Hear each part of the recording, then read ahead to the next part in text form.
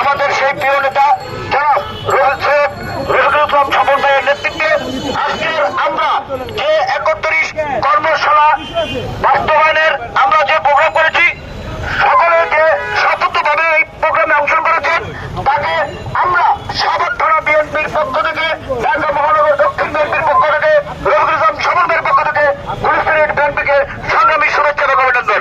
এখন এই মিছিল সমাপ্তি ঘোষণা করবেন সাভার থানা আন্দোলন সংগ্রামের রাজপথের অগ্নিমার্শাল দেশনেত্রী বেগম খালেদা জিয়া, বিএনপির ভারপ্রাপ্ত চেয়ারম্যান দেশনায়ক তারেক রহমান আস্থাভাজন, পার্টি ও মানুষের নেতা শেখ রফিকুল ইসলাম স্বপন ভাই।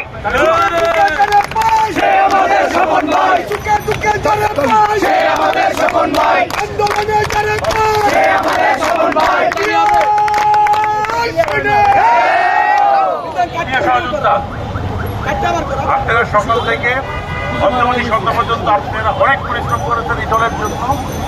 আসলে এখন আর বক্তৃতা দেওয়ার সেই সুযোগও নাই, আর ইচ্ছাও করতেছে না, কারণ আপনারা সবাই ক্লান্ত।